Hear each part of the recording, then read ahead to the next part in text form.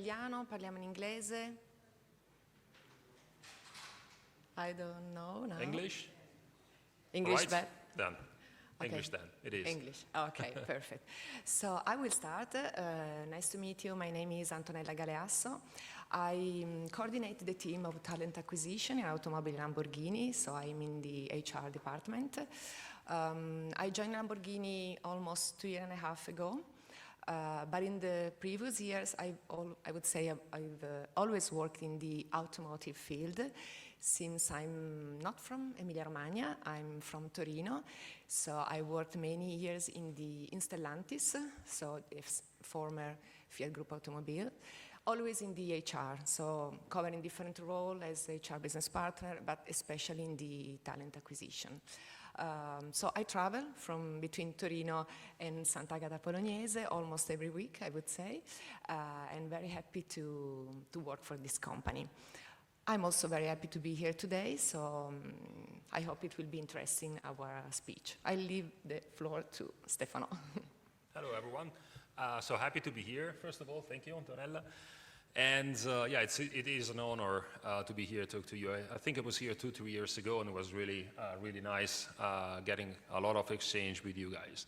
So a couple of words about me, because probably you're wondering who is this guy talking to you. So my name is Stefano, I'm Italian, and I grew up in Bolzano, so close to the border of Austria. Then after my thesis in university, I'm an engineer.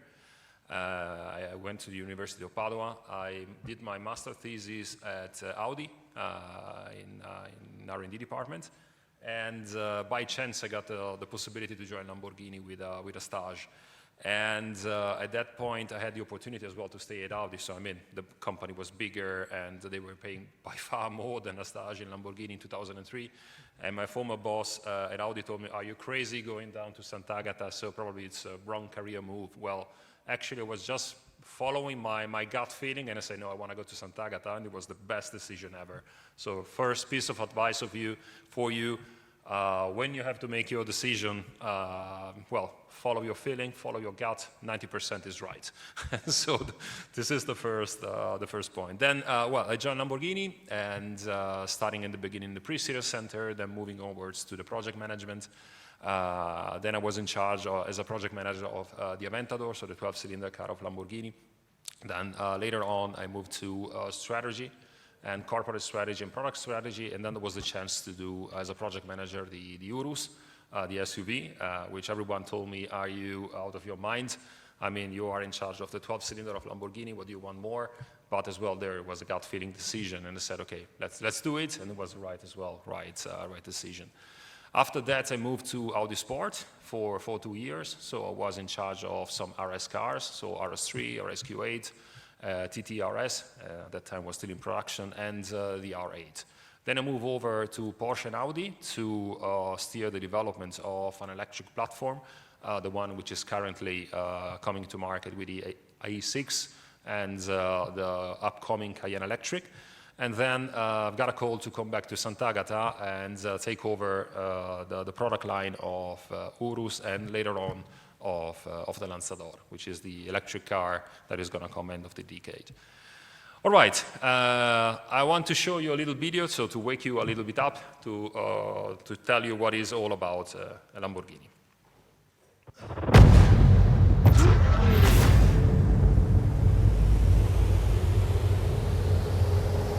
On Judgment Day, I won't fade away. I'll be pushing on till the rivers run dry. I've got to try. I'll keep pushing on till my dying day. I won't give it all away. I'll keep pushing on till the rivers run dry. I've got to try. I'll keep pushing on. I'll keep pushing on. I'll keep pushing on. I'll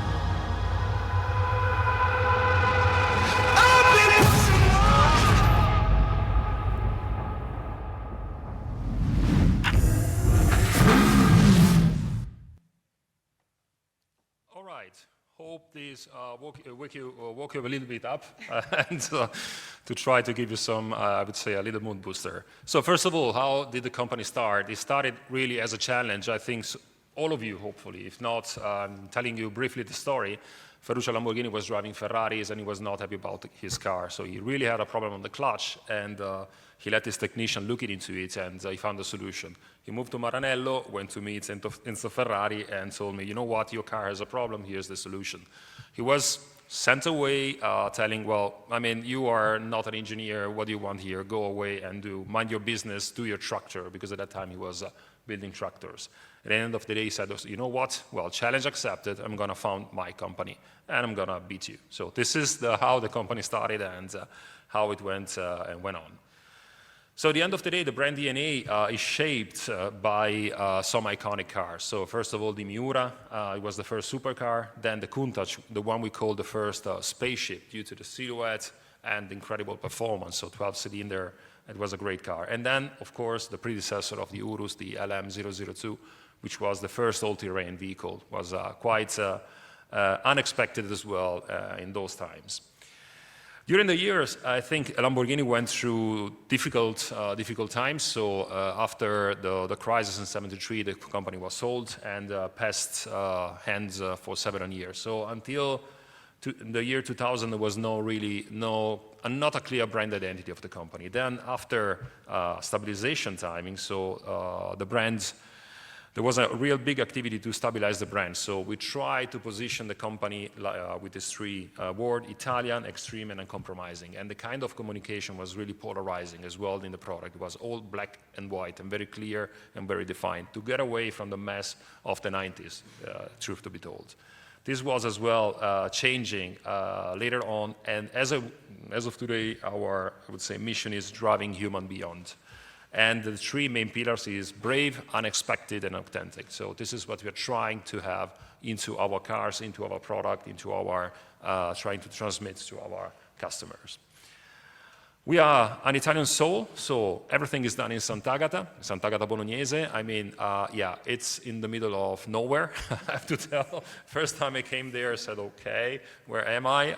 It's really a little town, but everything is done there from the design. So we have our design center with the designer drawing the cars, engineering, production, purchasing, project steering, and so on, and sales are as well organized, everything from Sant'Agata. So we are based in Sant'Agata. And as you can see here, the company expanded. So from the original 10,000 square meter, you can see in the yellow spot in the beginning, now we are more around 180,000, 190,000 square meter, and more to come, because now we are expanding again the company to get the new compound to build our fourth model, which is going to be the Lanzador.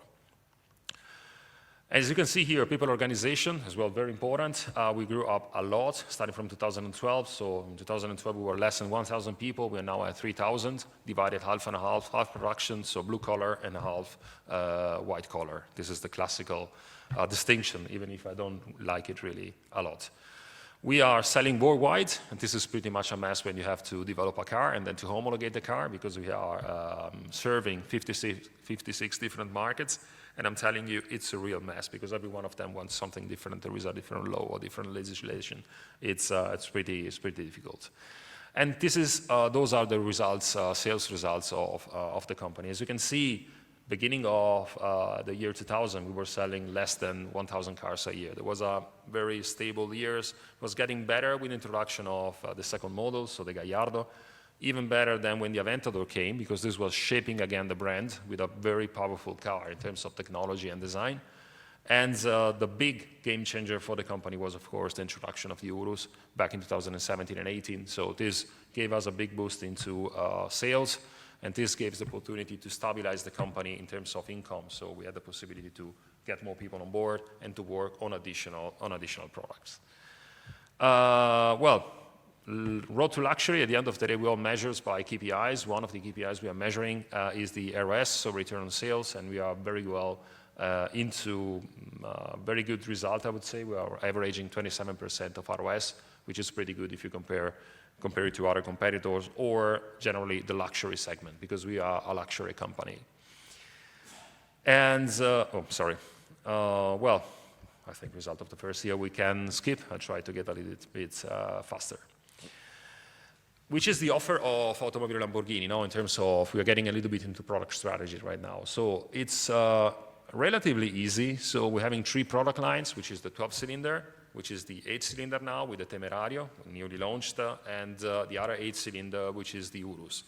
And we are having a derivatization strategy which foresees to have a sport derivative and an open version derivative. As you can see here, we're having the old versions. I cannot put in, of course, what is going to come in the next years. Otherwise, I'm going to be fired. And on top of that, you will see on top the few offs and the one-off program, which is very peculiar of Lamborghini. So those are really limited series cars that we are producing in Sant'Agata for our customers. Here, some examples. It all started back in 2007 with the Reventon, where we have very limited numbers of cars sold by a number which is bigger than 1 million euro each, landing to the Countach in 2021, sold with a price higher than 2 million per car. 2 million base price plus customization. So this is the kind of cars, kind of customers we are serving around the world. Of course, we have as well the one-off product. You might like the design or you might not like the design. It's personal taste, but those were defined with the customer. So there were a couple of customers coming to Sant'Agata, designing the cars together with our designers. So this is really the top notch of our program for personalization for the most important customers we're having around the world. All right, strategy 2030, very important. So first of all, sustainability. I mean, now sustainability is in vogue. Everybody's talking about it, CO2 reduction and so on. So we started back in the year 2010, and we wanted to reach carbon neutrality by 2015 of our plants. At that time, everybody was telling us, why you're doing that? It doesn't make any sense at all. It's just burn some more coal, burn some more petrol, and that's it. You get your energy. But it was not what we wanted to do. So in 2015, we got the full plant, first one, to have the plant CO2 neutral. We have a big field of solar panels and renewable energies. And as well, we planned a big park close to Sant'Agata to study the environmental change on some trees we planted there together with the University of Munich and the University of Bologna. All right. This is our strategy, product strategy, which is called Direzione Cortauri, which is as well following that path. So the idea is to have the product lineup completely hybridized. The first step was with the Revuelto, the first 12-cylinder completely hybridized. The second step was with the Urus SE, and last step was with the Temerario, so another V8 plug-in hybrid. So we are the only one in the super sports car segment with the full lineup hybridized. And this gives you a big result in terms of emotion and power, but on the other hand, we are reducing significantly the CO2 emission. Just to give you a figure, the Urus SE, a car which we'll go down a little bit more into details in a while, is a car with 800 horsepower, but has a CO2 emission of 52 grams. So this is what we are trying to seek. On one side, power and sportiness, on the other side, reduction of emissions. All right. I'd like to go now a little bit more into the details of the Urus SE and to wake you up again, because I know it's boring to listen to me, so we have another little video for you. Imagine if we were born with 2 hearts. How would life change?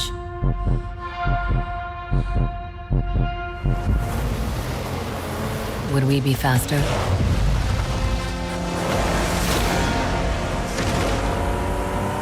Stronger than ever before?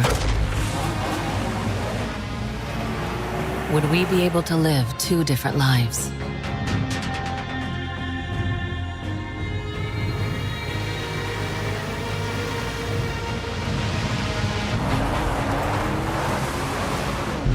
If we had 2 hearts, would we enjoy more?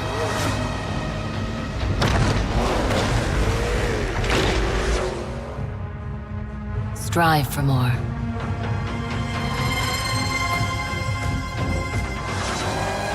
And maybe even love more.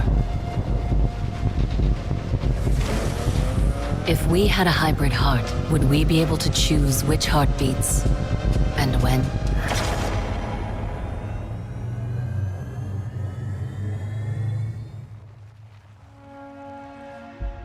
What would you do with 2 hearts? The new Lamborghini Urus SE. Dare to live more.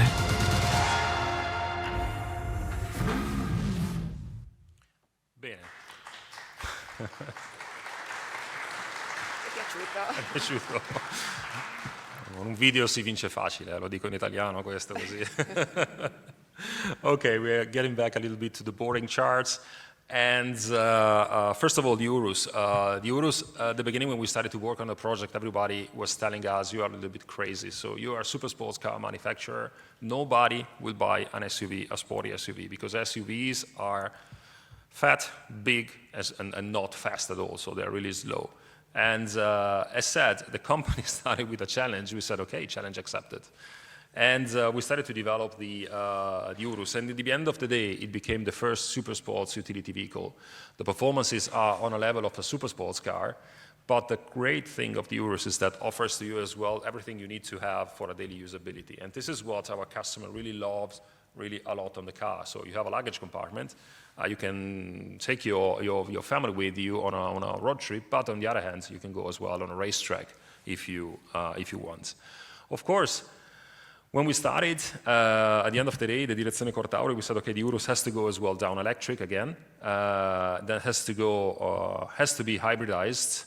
And it was not really easy, because one of the parameters we are checking constantly every day is the weight-to-power ratio. The weight-to-power ratio gives you an idea on how the car handles. So you can have all the measurements you want. You can have all the whatever you want to do, but this is the parameter you need to check to see if the car is good or not. So we reached at the end of the day a incredible result of the weight-to-power ratio of 3.13. So even if we added a lot of weight due to the battery, at the end of the day, we're having a battery that gives you the opportunity to drive for more than 60, 70, 80 kilometers, depending on how you drive, and getting more power into the car. At the end of the day, this speaks for the results of the car.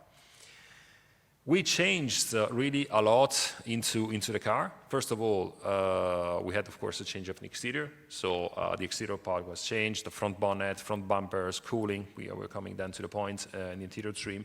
But the most important point was the hybrid powertrain. So first of all, we didn't want to do any downsizing. So a V8 is a V8. It is something which we really like. So a 4-liter V8 engine sounds a little bit old school, but it's something we wanted to keep. So the idea was to add an electric motor to that, and to have as well a battery into the car. At the end of the day, the architecture was really difficult at the beginning, because we wanted to keep the 4-wheel drive system. So the Urus is a 4-wheel drive system, and will always be a 4-wheel drive system, like all the Lamborghinis, so Temerario and the world as well. So we were working on different concepts on where to place the battery. At the end of the day, we set the battery into below the luggage compartment. This gives an opportunity because you are improving the weight balance, so we are now around 50-50, but of course gives you a drawback when you're talking about inertia, the inertia of the car, because you're having a huge battery into the back in the boot of your car. And the other thing is due to the fact that the Urus is an SUV, it has to be daily usable. So the idea to cut out the luggage compartment, which was maybe easy, was not an option. So we really had to find the best packaging possible to place the battery in the lowest possible position to preserve the center of gravity, to improve the inertia, and on the other hand, to keep the daily usability of the car. At the end of the day, we're having an engine which has 620 horsepower and 800 Newton meter of torque, and we have an electric motor coupled between the engine and the gearbox that has 192 horsepower, but most important, almost 500 Newton meter of torque. And this is what makes all the difference in the world into the car, because it gives you the opportunity to play a lot with, I would say, the flavor of the car. We will see in a while what I'm talking about. And of course, more is better. There's the more horsepower you get into a car, the better it is. As you can see here, you have the comparison with the Urus S, or Urus Performante if you like, which had only 666 horsepower. And here we're coming to a point of having around 800 horsepower. But most important, I mean, you're all probably engineer. If you look into the torque curve, you see we improved dramatically the first part of the torque curve. So from 0 to 2000 RPM, when you usually have in a turbo engine the area of the so-called turbo lag. So in that area, we are overcompensated with the electric engine. So this is the reason why we're looking for a very compact electric engine with a lot of torque to give to the car the agility the car deserves to have. Because remember, the car is weighing more, so you need to have more torque to get the car faster out of the traffic light or out of on a racetrack. All right, the other thing we changed is the driveline. That was another hot discussion we have when we were defining the concept of the car. So we left the previous concept, which was the torsion, which is really, really good for if you want to go off-roading. But in this case, we moved to a hang-on concept. In this way, we can define with our software if we are engaging or not the front wheel. So the car is a rear-wheel-driven car, so you can drift the car whenever you want. And when there is a necessity, we are engaging the front axle in order to get more traction or more stabilization in the car, getting into a turn or getting out of the turn. We change as well the rear differential with an e-diff, which is pretty simple, I have to say, but very, very, very good. This gives us the possibility to play a lot with the torque distribution into the car and stabilize the car while getting into a turn and getting out of the turn. Of course, the other thing is what I was telling you before about the software. So we have a software developed in-house to steer the car. We have in the middle of the car the so-called tamburo, as we call it, because it's beating the drum in English, because it's giving you the beat of the car, and you have 6 different driving modes. So Strada, Sport, Corsa, which are the one for the fun to drive, and Sabbia, Terra, Neve, which are the one for the off-roading conditions. So Strada is the one you're using every day, or you're using EV or Strada. It's calibrated to get all the power you need, but on the other side, the maximum of efficiency. So, and the car as well with the central differential is very, I would say, understeering. If you're approaching a turn too fast, the car understeers, or tends to understeer. I'm not saying that it's understeering, but there's the tendency to. Because this is the way we want to give the car the feeling that the car is safe, you have 800 horsepower to tame, and you can drive it easily everywhere. Then it gets more interesting when you get into sport. In sport, we give to the car a completely new DNA. So in sport, the car is oversteering. So this is the so-called drift mode.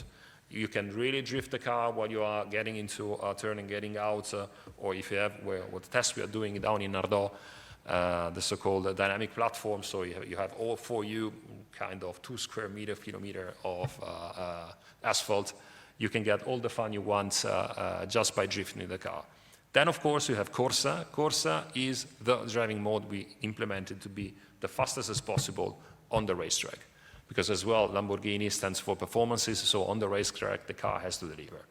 But the point is, or the problem is, that our customers are not going on the racetrack every day, but a lot of them are, I don't know, living in Montana or Nebraska or Ontario or in some deserted areas, so they really need as well driving modes for the off-road. So we developed 3 ones. Sabbia, Terra, Neve. Sabbia for the sand, specifically tuned for our customers in the Emirates, because they are going on the sand, so there are a lot of videos, if you look into YouTube or TikTok, they're having fun on the dunes. Terra is for the so-called gravel and mud, low adherence surfaces, and then of course Neve is for the low friction, low move surfaces. On the other hand, the car as well is an hybrid, so we have to tune as well the hybrid modes of the car. So the first one is EV. So when you start the car is always in EV. You're getting quietly out of your garage. And talking to the customers that are now driving this car, they are very happy about this driving mode, because a lot of them had the problem that by turning the car on, they were waking up their neighbors in the morning. So all of them were complaining. So the car, of course, is loud. So this is really appreciated. And then you can tune the electric modes with hybrid, recharge, or performance. Hybrid seeks for the best efficiency. Recharge is a way to recharge the battery while you are driving with the ICE engine. And performance is to get the maximum performance out of all the systems into the car. Before we're going to design, a couple of other words. So it's not just about the engine and the gearbox, the electric engine, and the differential, the central differential. This is as well about the steering. This change as well, the steering force to be added to the steering while driving, changed in all these driving modes.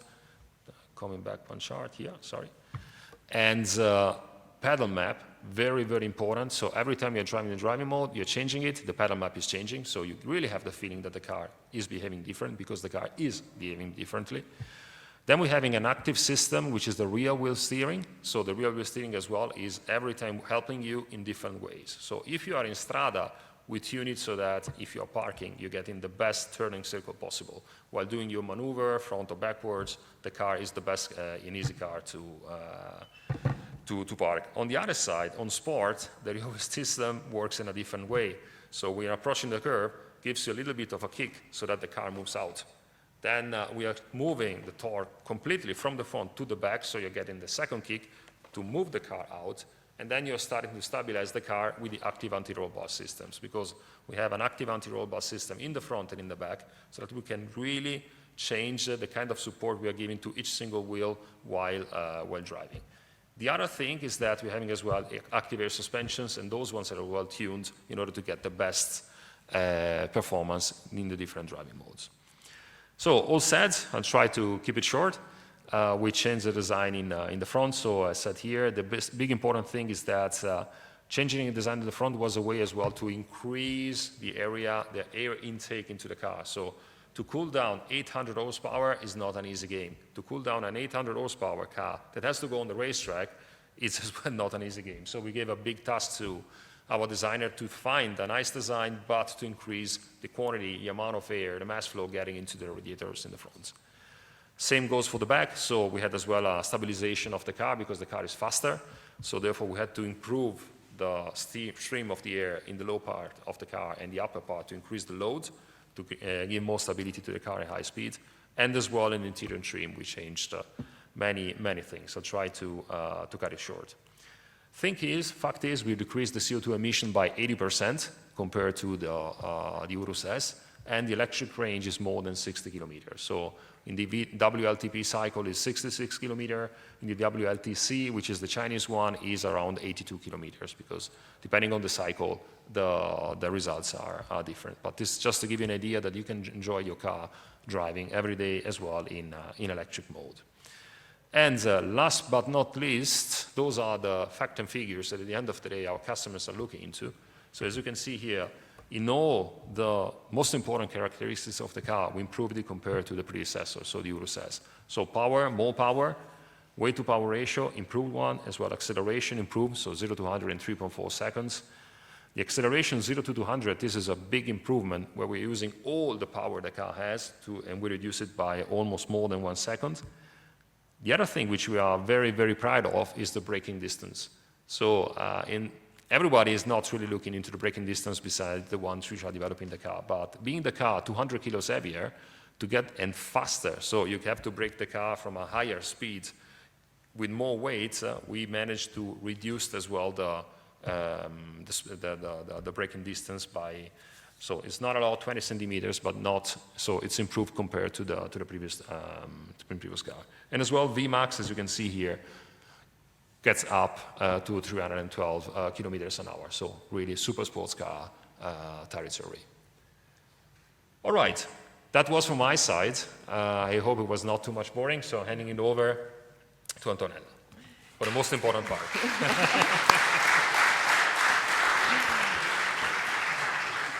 Okay, thank you, Stefano, for your speech. I go a little bit more deep in the, let me say, HR perspective. So what do we look for when we search for new colleagues, new people?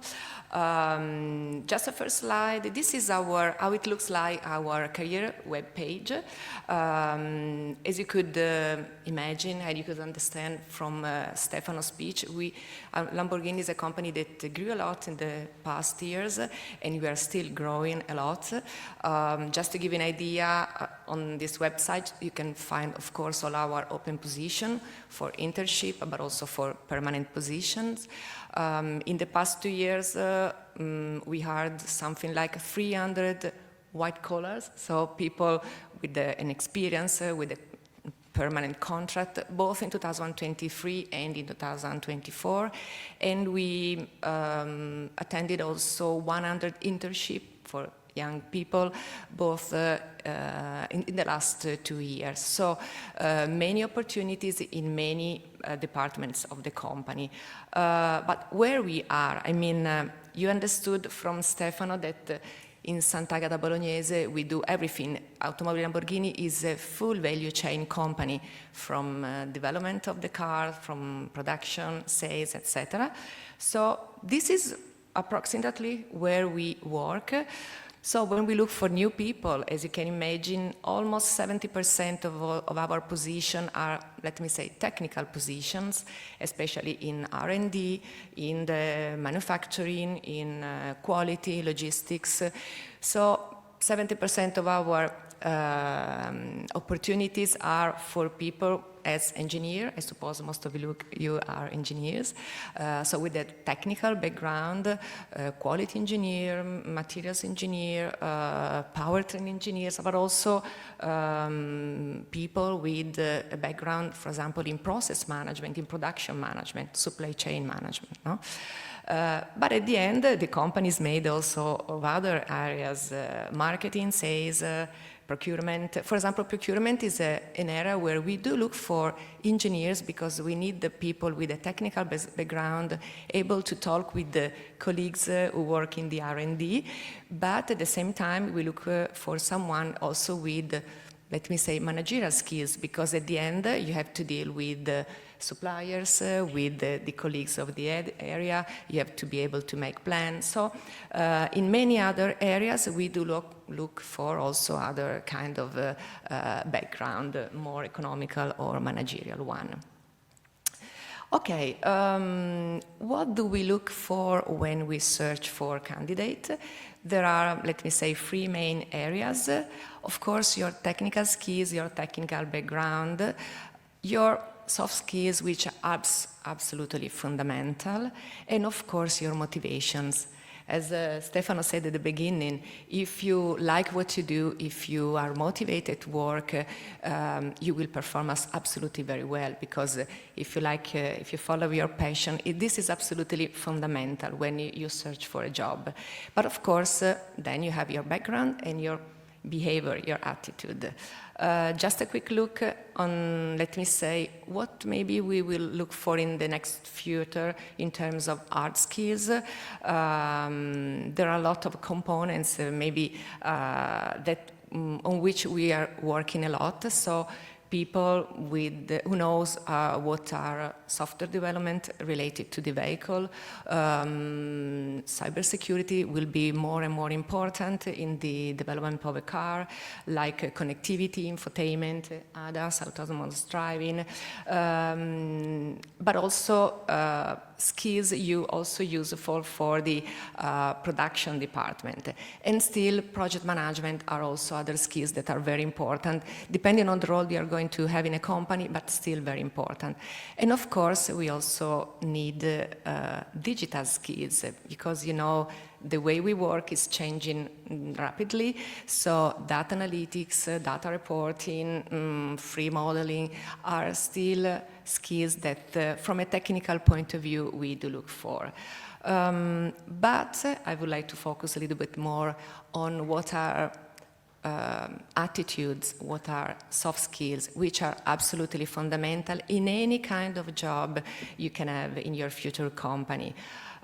This is a slide with some example of the behavior and the attitude and soft skills that we look for, and are still the same skills that we consider when we want to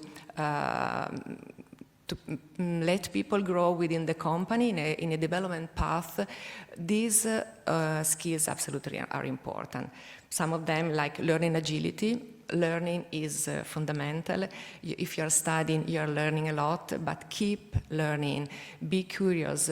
Learning agility means also the ability to unlearn and relearn. So make room in your brain to learn something new every day, to learn differently. Something you learned in the past could be relearned in a different way nowadays. Or entrepreneurship. you understood from Stefano, Ferruccio Lamborghini was an entrepreneur.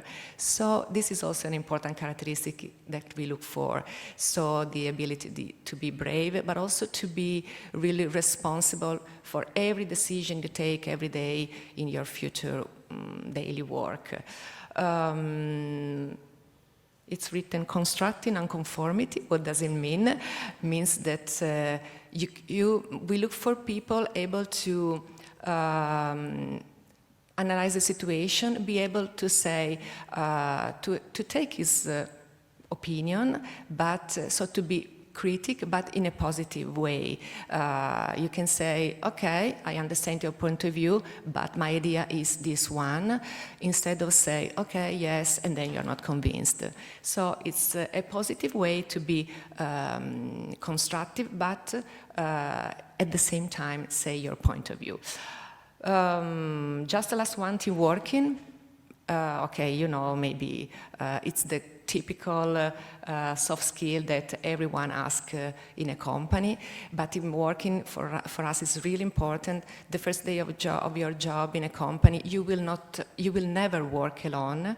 You always work with your colleagues, and team working doesn't mean only, okay, the ability to communicate well, but it's the ability to listen, it's the ability to build trust relationships, is the ability to be respectful, okay?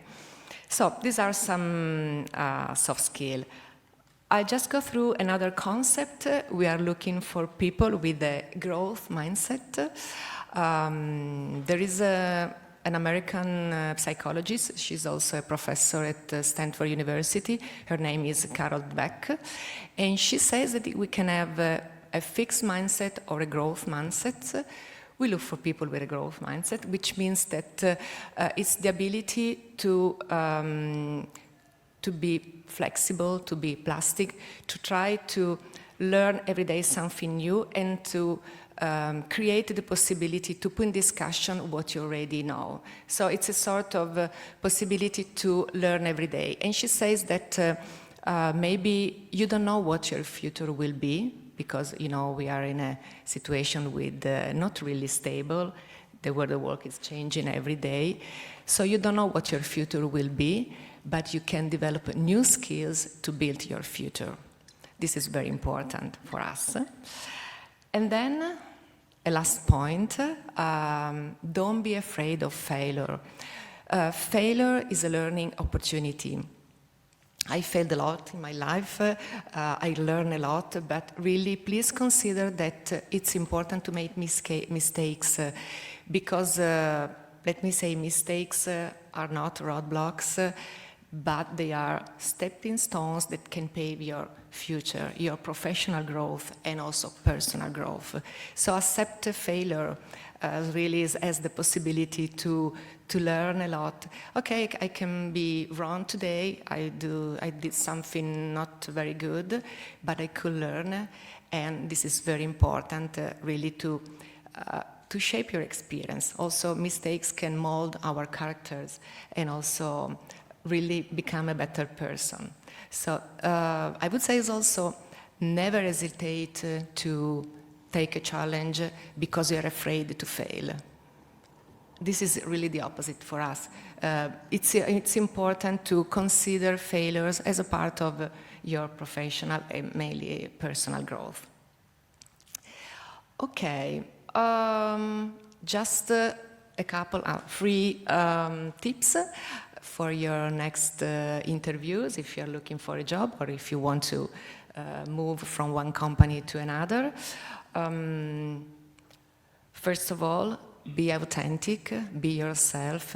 You can prepare yourself before an interview, but we do look for real people, people who are honest, who are with integrity, values, who are authentic. This is absolutely a big suggestion, I would say, I can tell you. Then be different. Every one of us is different. Diversity is a value in our company, so take your ideas, take your point of view, and express yourself, because every one of us is unique. And really, diversity can let a company really grow. And then be relevant, because try to let us understand who really you are. What are your specific characteristics that makes you unique? Okay. Okay, I would say just last 2 slides. This slide is just for, let me say, young people. There are lots of young people in this room today. So usually for undergraduate people, so people with no experiences, we offer internships. We can do curricular and extracurricular internships. Usually the duration is 6 months. We prefer it can be 6 months, no longer, and usually 6 months. It's the right time to let you understand where you are, know the company, and let us also understand and start to work, understand who you are and start to work together. All our internship, as you could understood from Stefano, are all in Sant'Agata Bolognese. We have let me say, subsidiaries in the United States. The only subsidiary we have is it's Automobili Lamborghini of America, but it's mainly a sales company where we have colleagues who work in marketing and sales. But the position that we manage are all, I would say, in Sant'Agata Bolognese in our headquarters. And if you still have to write your dissertation, you can write it during the internship with our colleagues in our company. It's quite simple, the selection process, or we want to receive all the applications through our website. Then we select the right CVs compared to the job posting that are open. Usually we do a first screening, which is made by our team, the talent acquisition team, and then another interview with the hiring manager, so the responsible of a specific area where we are looking for a new employee. And then usually there is the offer.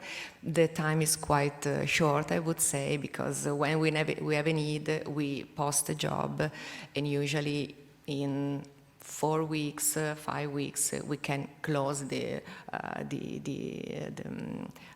selection process. And then, of course, depending on if you already close your study and if you're free or not, we can decide when to start the internship. Last slide from my side. This is our website where you can find all the positions. In case you do not find a specific open position right now, of course, if you want, you can apply, or you can wait a little bit, because usually every week we post new opportunities. I would say that's all from my side. So in a nutshell, follow your dreams. Very important. Be passionate in what you would like to do in the future. Try to find what you really would like to do. Be brave. Take risks. Raise your hands when you don't know, or try also to fail. It's important to fail and to really to develop you, first of all as a person, but also for your professional life. So I would say I'm okay. Thanks a lot for your attention.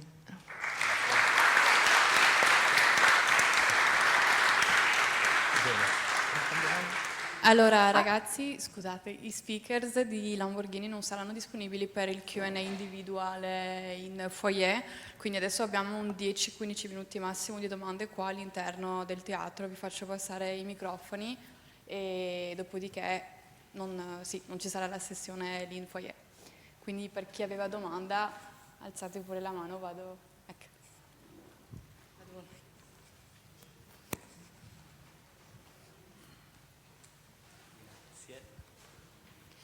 Hi, thank you for your talk.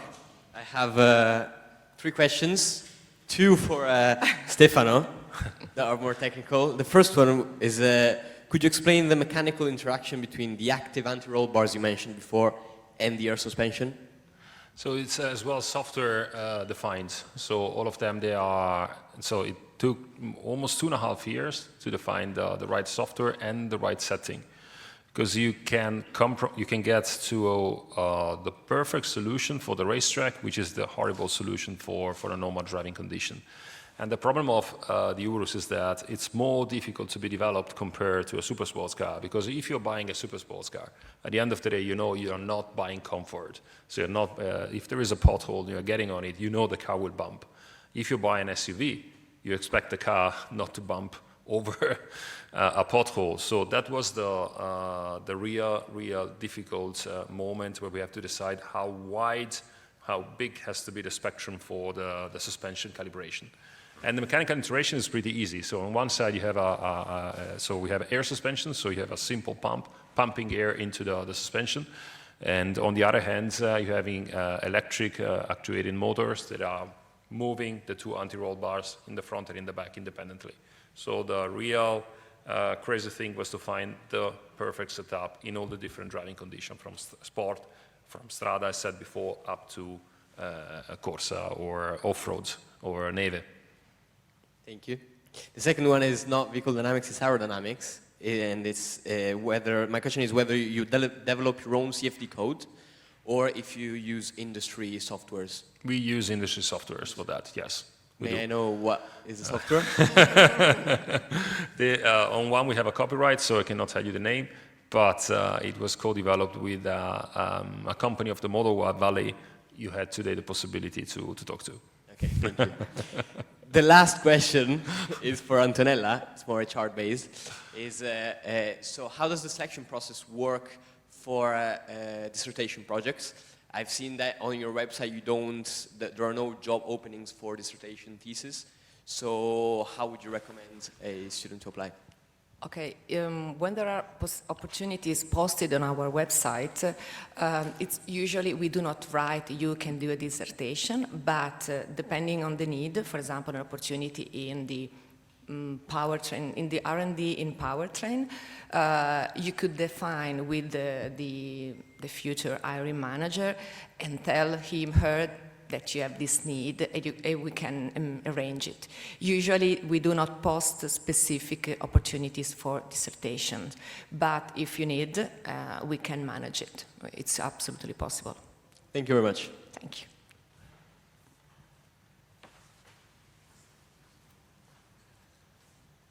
So, thank you, Antonella. Thank you, Stefano, for the talk. I have one question for Stefano. Since he mentioned he's working in project management for a long time, different companies. How did your work change? Which new challenges you've seen working with SDVs? Maybe both in Audis, but also in Lamborghini, especially as product line director. Like, which have you seen like booming complexity? Which new challenges in general have you seen?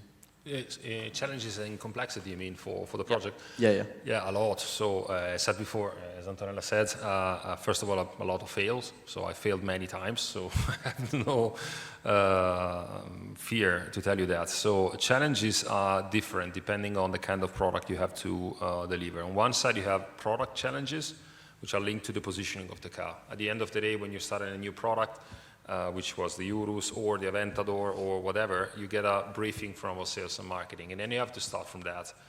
And the challenge is to find the right trade-off, because at the end of the day, a car is always a compromise, always. So at the end, technology or technique, timing, and costs are the three characteristics, so you have to find the balance between them. I mean, you can have the perfect technical solution, which costs you 150,000 euro a car, and of course you cannot take into your car, so you can put it on a space shuttle or a SpaceX rocket, or you can have a fantastic and super economic solution which is coming 3 years after the SOP, so this is not okay. So those are the three main factors you have to keep into account when developing the car. The other thing is, I would say, the working environment. That's a challenge. So this is as well what Antonella was telling you before. You have to make sure that your team is fast and agile. So that's, to me, mandatory. So you have to have a team. You have to work with people willing to change their mind every second day. So that's the point. So there is nothing in the automotive world that is fixed from day one and stays like this until the end of, until the start of production of the car. So it changed completely.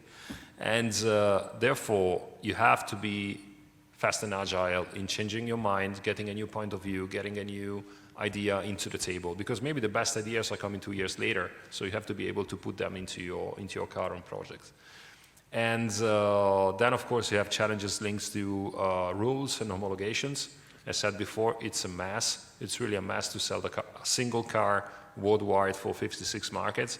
So there are homologation rules in China which have nothing to do with the US. And as we are a small company, one car has to fit all of them. So it's not like other cars that they can have their own brand in China or their own car for the US. So we have one car that has to fit all the requirements and the requirements of the customers, because I'm telling you, a European customer is completely different from a US customer or a Chinese customer. They're really looking from the car from 3 different points of view. So that's as well the other big challenge, in a nutshell. Thank you a lot. And in terms of time to market, so Lamborghini, I guess, just like all the luxury brand, has usually long waiting list. So in a sense, compared to like mass market, for sure there is less pressure. But to what degree, especially with this like booming complexity of products, is strong? The pressure on time to market, also for a brand like Lamborghini. But being on the market in time is always important, so you cannot let your customer wait for too much time. So depending then on the product, so we have cars that you take 1 year to develop, you have cars you take 4 years to develop, so it depends on how big is the challenge, how big is the car, how big are the changes in the car, or if it is a new product line, complete new car, then you take really 4 years to get the car to the markets, including all the validations, so that you're sure when you're giving the key to the customer, the car works. So that's the more or less. And of course, we have a waiting list, a long waiting list. If you go in today into a dealership and you want to buy a Lamborghini, you have to wait between 1 and 2 years to get your car. So that's very important for us as well, because this keeps the residual value of the used car very high. So this is classic of the luxury segment and has to stay like this. So of course, we could flow the market with a lot of more cars and make more money. But in 2-3 years, as we are a luxury brand, this will have hit us in the back. So that's not the strategy we're following.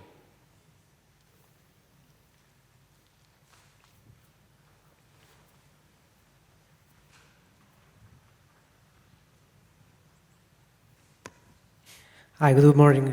Sorry, I would tell a question to Dottoressa Galeasso in Italian, if it's possible, because in an argument of soft skill. Can I able? Ok. Salve dottoressa, una domanda che la sto dicendo in italiano per un chiarimento in una slide, più che altro.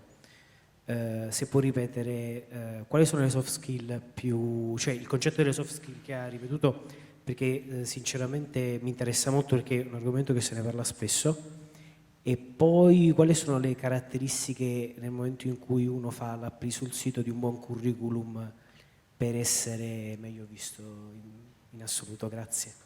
Ok, allora rispondo in italiano.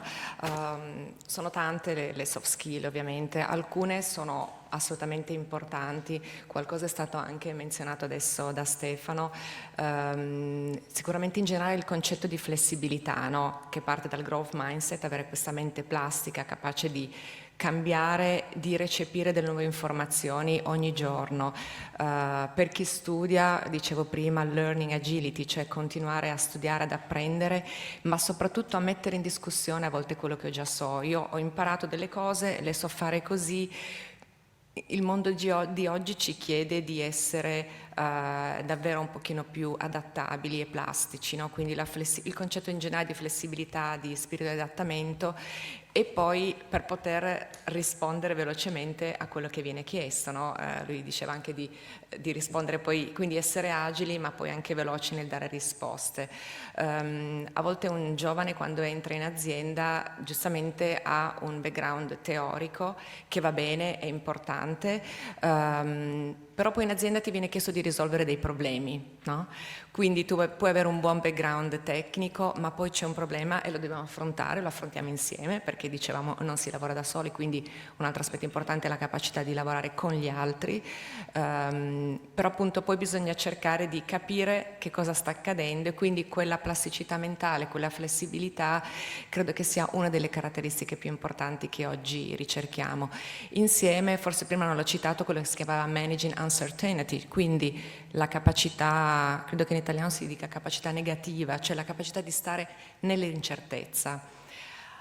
Oggi facciamo tutti difficoltà, ma in generale come esseri umani, cioè quando una situazione non la conosciamo, noi oggi in azienda non ti diciamo che cosa farai fra un anno, fra 2 anni, perché l'azienda sta cambiando tanto velocemente e il percorso lo costruiamo insieme. Quindi accettare che siamo in una situazione un po' turbolenta, il mercato esterno è molto veloce, cambia, richiede a noi azienda di cambiare anche il modo in cui gestiamo i nostri progetti, il modo in cui lavoriamo. Si parla di agile proprio perché è una metodologia diversa rispetto magari a quelle che alcune aziende nel passato utilizzavano. Quindi queste capacità, no, di accettare una situazione anche non così certa e stabile, oggi faccio questo e finisco e so che le prossime settimane farò esattamente queste cose, ma capire che invece ogni giorno possono anche accadere delle cose che cambiano il tuo piano e quindi saperle un po' accettare, avere quella flessibilità mentale di mettersi un po' in gioco. L'altra domanda era sul CV. Se per esempio io sono una persona come me che è un po' più esperienzato, Ok. cioè se una persona per esempio dà un CV in un ruolo che per esempio ha 2, 3, 4 anni di esperienza alle spalle. Vabbè, intanto per chi ha già esperienza ovviamente l'ingresso in azienda può essere diverso, di solito se ho almeno maturato 2 o 3 anni di esperienza c'è la possibilità ovviamente di essere assunti. Per i giovani normalmente l'ingresso è per tutti un periodo di stage iniziale. Sul CV, di solito il CV, anche quando avrete 10-15 anni di esperienza, please 1 page, maximum 2 pages, no more, altrimenti non li leggiamo i CV di 10 pagine, non servono, perché il CV è come un biglietto da visita at the end, quindi deve essere sintetico, scritto bene, chiaro, con gli elementi importanti e con quelle caratteristiche. Se io rispondo a una job di un controller, finance controller, mi aspetto di trovare dei CV dove leggo controlling, controllo di gestione, finance planning, perché così è facile fare il match, no? Quindi l'importante è, se voi rispondete ad un annuncio, a un job, valutate sempre che cosa c'è scritto nel vostro CV affinché ci sia coerenza. Non candidatevi a qualsiasi annuncio pur di candidarsi, no? Ma cercate, come dicevamo prima, di trovare quello che davvero vi piace e quindi nel fare il vostro CV essere anche poi coerenti. Però a livello di contenuto, 1 o 2 pagine e con le esperienze essenziali. Normalmente un consiglio: se hai già esperienze di lavoro, prima metti le esperienze e poi gli studi. Quando invece non avete esperienza, la prima cosa che voglio vedere è il tuo titolo di studio attuale e quindi su che cosa stai studiando, mechanical engineer, logistic, economics, eccetera. Quindi la parte degli studi viene prima perché ovviamente non avete ancora maturato esperienze di lavoro. Ultimissima domanda, di solito è meglio mettere come sottotitolo il ruolo che diciamo è attualmente, non quello per cui si vuole candidare, quello che attualmente si svolge, o è meglio mettere il titolo di laurea magistrale? Per esempio, nel mio caso io sono ingegnere gestionale, però il mio attuale ruolo è da project engineer. Qual è secondo lei meglio? Ecco. Allora, se tu già lavori, chiaramente la prima cosa che ci piacerebbe vedere è vedere quello che tu stai facendo oggi, no? Quindi il tuo ruolo attuale. Però ecco, diciamo, non è poi così fondamentale, però normalmente appunto se state ancora studiando è importante vedere il vostro titolo di studio, a che punto siete, bachelor degree, master degree, e quindi capire su che cosa state studiando, no? Un percorso più tecnico, un percorso più gestionale, management engineer è molto richiesto in azienda, no? Perché puoi lavorare in tantissime aree dell'azienda, dal project management al marketing, alle risorse umane, agli acquisti, insomma. Quindi di nuovo appunto la sintesi e la chiarezza sono le cose più importanti in un CV, perché poi in un colloquio avrete modo di raccontarci chi siete. Grazie, molto gentile. Prego. Prendo l'ultima, ragazzi, scusate. I have a question for Stefano Sì, sì, eccomi. about the development of Urus. How much time is between the simulation part and the real test part?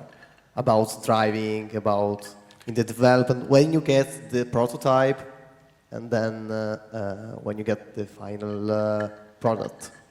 It depends. So we have virtual models. So we are skipping a lot of development, physical development of components, where we have the certainty that we can do it in virtual. We're doing in virtual. So you're getting the first feedbacks out of the protocars. And I mean, the protocars are available round about, depending on the project, I'd say so, more or less 2-3 years before the SOP. And then you're starting before the start of production with different phases of cars. So you're getting one step after the other, getting the car better and better and better. So it's called the pre-series phase. And the pre-series cars are coming around 1 year after the prototypes, depending on the product, so more or less. I want to know in particular, for example, is 60-40, 60% simulations about, because before in the Lara they said to me that it's really more important the part about the simulation part in the vehicle, you know, about, for example, in the simulation of the chassis control, that you get a mathematic model and then you get the final data, and then you study in that, or the part where you take, for example, the prototype of Urus and you take it in the sand, in the mud, in the racetrack with a pilot. This is because the two of them. So of course, if you are developing a cooling system, you heavily rely on simulations, because at the end of the day, it's not that difficult. It's not so easy to fail on a cooling system. It happens, but that's something that we are simulating. On the key elements of the car, you have to decide how far you want to go.